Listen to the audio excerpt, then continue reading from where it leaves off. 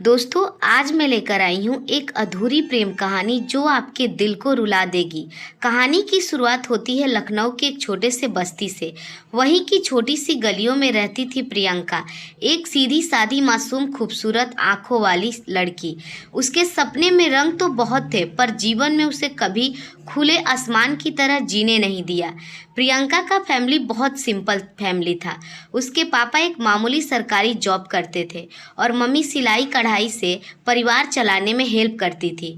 घर की स्थिति तंगी में थी, लेकिन प्रियंका की मुस्कान हमेशा सब कुछ आसान कर देती। प्रियंका की आदत थी कि चाहे कितनी भी दर्द हो, वो दूसरों को कभी महसूस नहीं होने देती थी। उसी बस्ती में नया रेंटर आया था, आर्यन दिल्ली से आया था और यहाँ की यूनिवर्सिटी में पढ़ाई करने के लिए एक छोटा सा रूम किराए पर लिया था। वो लंबा सा, गोरा सा, थोड़ा संकोची, लेकिन दिल से बहुत अच्छा लड़का था। पहली बार जब प्रियंका और आर्यन के आंखें मिली तो जैसे समय मानो थम गया। प्रियंका पानी भरने बस्ती के नल पर गई थी और आर्यन वहीं से बुक हाथ में लिए गुजर रहा था। पानी से छलकती बाल्टी और हवा में उड़ती प्रियंका का दुपट्टा, उस पल दोनों की नजरें मिली और कुछ प्यार सा दिलों में उतर गया। उस एक छोटी सी मुलाकात ने दोनों के दिल में एक अजीब सी महसूस जगा दी। आर्यन पढ़ाई में बहुत तेज था और बस्ती के बच्चों को हमेशा ट्यूशन दे दिया करता था। प्रियंका की छोटी बहन भी आर्यन के पास पढ़ने लगी। अब उन दोनों को बहाना मिल गया था। अब प्रियंका को हमेशा आर्यन से मिलने का मौका मिलने लगा। पहले तो ये मुलाकातें खामोशी से गुजरती, बस हल्की सी मुस्कान या एक दूसरे को देखते हुए शर्मा जाना। फिर धीरे धीरे बातें बढ़ने लगी। पढ़ाई से शुरू होकर बातें अब पसंद और नापसंद, सपने और फ्यूचर तक पहुंच गई। प्रियंका को आर्यन की मासूमियत अच्छी लगने लगी थी। वो उसे अलग नज़रों से देखती थी, लेकिन बोल नहीं पाती थी। आर्यन भी अंदर ही अंदर प्रियंका से प्यार करने लगा था, लेकिन उसकी खराब स्थिति और हालत देखकर हमेशा चुप हो जाता। एक बारिश की शाम थी। आसमान में मूसलाधार बारिश हो रही थी और बस्ती की गली कीचड़ से भर गई थी। आर्यन छत पर खड़ा होकर बारिश देख रहा था और अचानक प्रियंका भी वहीं आ गई। उसकी दुपट्टा बारिश में भीग रही थी और चेहरे से टपकती बूंदें मोती जैसी लग रही थी। आर्यन ने हिम्मत बांधकर बोला, प्रियंका, अगर मैं ये बोलूं कि तुम्हारी मुस्कान मेरे जीवन की सबसे बड़ी ताकत है, तो क्या तुम स्माइल कर दोगी? प्रियंका का दिल जोर जोर से धड़कने लगा। उसने हल्की सी मुस्कान के साथ सिर झुका लिया और धीरे से बोला, नहीं आर्यन, मैं स्माइल नहीं करूंगी, क्योंकि मैं भी वही महसूस करती हूँ। उस पल दोनों की आंखों में आंसू थे, लेकिन वो आंसू खुशी के थे। पहली बार उन्होंने एक दूसरे के सामने अपने दिल का पिटारा खोल दिया। लेकिन जितनी मोहब्बत खूबसूरत होती है, हकीकत उतना ही भयानक होता है। प्रियंका के पापा पहले से ही प्रियंका की विवाह की बात किसी और के साथ कर दी थी। वो नहीं चाहते थे कि उनकी बेटी किसी किराएदार या कमज़ोर हैसियत वाले लड़के से शादी करे। दूसरी तरफ आर्यन भी मेहनत कर रहा था। पढ़ाई के साथ साथ जॉब पाने का दबाव था। वो चाहता था कि पहले अपने पैरों पर खड़ा हो, तभी प्रियंका का हाथ थामे। दोनों का प्यार गहरा था, लेकिन दुनिया उनके खिलाफ थी। एक दिन बस्ती में अफवाह फैल गई कि आर्यन का किसी और लड़की के साथ रिश्ता चल रहा है। प्रियंका के घर वालों ने भी उसे ताने मारने शुरू कर दिए। देख लिया, जिसे तुम देवता मान रही थी, वो तो किसी और के साथ चक्कर चला रहा है। प्रियंका बुरी तरह टूट गई, लेकिन उसने हार नहीं मानी। उसने आर्यन से कुछ बोलने की बजाय खामोशी चुन ली। आर्यन बार बार समझाने की प्रयास करता रहा कि ये सब झूठ है, लेकिन प्रियंका का दिल धीरे धीरे वहम से भरता गया। यहीं से उनकी कहानी दर्दनाक मोड़ लेने लगी। दोनों की मुलाकातें कम होने लगी, बातों में चुप्पी घुल गई। प्रियंका का फैमिली उस पर और दबाव डालने लगा। फिर आया वो दिन जब प्रियंका ने बिना कुछ बोले, बिना कुछ समझे आर्यन से दूरी बना ली। प्रियंका ने धीरे धीरे आर्यन से दूरी बना ली। वो पहले की तरह बातें नहीं करती थी, ना स्माइल करती थी और ना ही आंखों में वो चमक रहती थी। आर्यन हैरान था।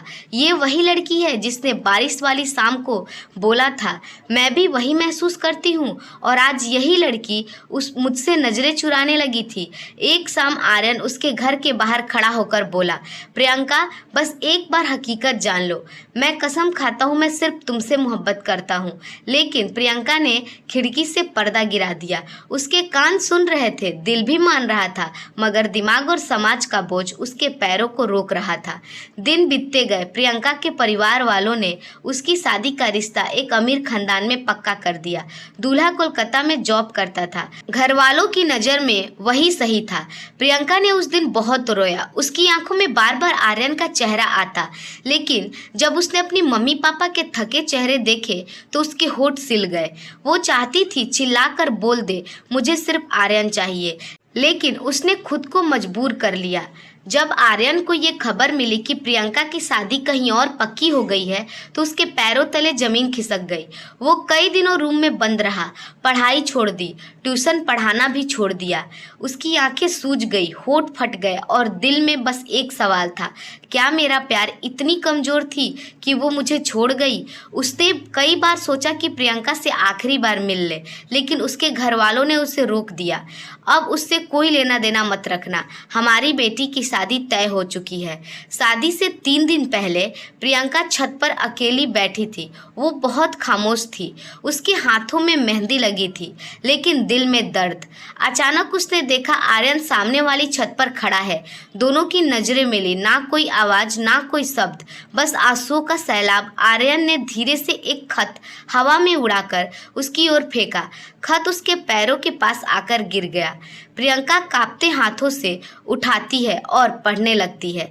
प्रियंका, अगर प्यार में मेरा कसूर है तो सज़ा भी मुझे मिलनी चाहिए, लेकिन अगर कसूर तुम्हारा है तो यकीन मानो मैं जीवन भर तुम्हें माफ़ करता रहूँगा। मैं सिर्फ ये चाहता हूँ कि तुम खुश रहो, चाहे किसी और की होकर क्यों ना रहो। तुम्हारी मुस्कान ही मेरी दुनिया थी, और अगर वो मुस्कान किसी और की वजह से कायम रहती है तो मैं भी सुकून से जी लूँगा। अलविदा। प्रियंका रो रो कर बेहाल हो गई, लेकिन तब तक देर हो चुकी थी। शादी का दिन आ गया। प्रियंका दुल्हन बन गई। घर में ढोल नगाड़े बज रहे थे, सब खुशी मना रहे थे, लेकिन दुल्हन की आंखों में केवल आंसू थे। दूल्हा बारात लेकर आया, सब रस्में पूरे हुए और दूसरी तरफ आर्यन उसी वक्त लखनऊ छोड़कर चला गया। उसके रूम की दीवारें पर अब भी प्रियंका की हंसी गूंजती थी, लेकिन वो खाली कमरे छोड़कर अकेला कहीं दूर निकल पड़ा। 5 साल बाद प्रियंका अब कोलकाता में थी। वो 2 बच्चों की माँ बन चुकी थी। उसका हस्बैंड अच्छा था, लेकिन दिल से कभी प्रियंका ने उसे अपनाया नहीं था। हर रात जब वो अकेली होती तो अलमारी में छुपा रखा वही आखिरी खत पढ़ती और वो रो पड़ती। इधर आर्यन भी जिंदगी की जंग लड़ते लड़ते एक छोटे शहर में शिक्षक बन चुका था। उसने शादी नहीं की, बस किताबों और बच्चों को अपनी दुनिया बना लिया। लेकिन जब भी बारिश होती उसकी आंखों में प्रियंका का भीगा चेहरा उतर जाता था। लेकिन कहते हैं ना, वक्त हर घाव को भर देता है, लेकिन प्यार के घाव कभी नहीं भरते। एक दिन प्रियंका को खबर मिली, लखनऊ के एक स्कूल में पढ़ाने वाले टीचर आर्यन की हार्ट अटैक से मौत हो गई। ये सुनते ही उसका दिल चीख उठा, उसकी आंखों से सैलाब बह निकला। उस रात उसने उसी खत को सीने से लगाकर बोला, आर्यन, काश उस दिन मैं तुमसे एक बार और मिल लेती, काश मैं तुम्हारी बात मान लेती, काश ये गलतफहमी हमारी प्यार को ना तोड़ती। आज भी मेरी मुस्कान तुम्हारे नाम है। दोनों एक दूसरे से बिछड़कर भी एक दूसरे में जीवित रहे। मोहब्बत का ये किस्सा वहीं समाप्त हुआ जहां 2 धड़कनें अलग राहों पर निकल गई, लेकिन दिल हमेशा एक दूसरे के लिए धड़कते रहे। दोस्तों, आपको हमारी यह अधूरी प्रेम कहानी दिल को छू गई होगी। अगर हमारी कहानी आपको अच्छी लगी हो तो हमारे वीडियो को लाइक और चैनल को सब्सक्राइब जरूर कीजिएगा। मिलते हैं एक और नई कहानी के साथ। धन्यवाद।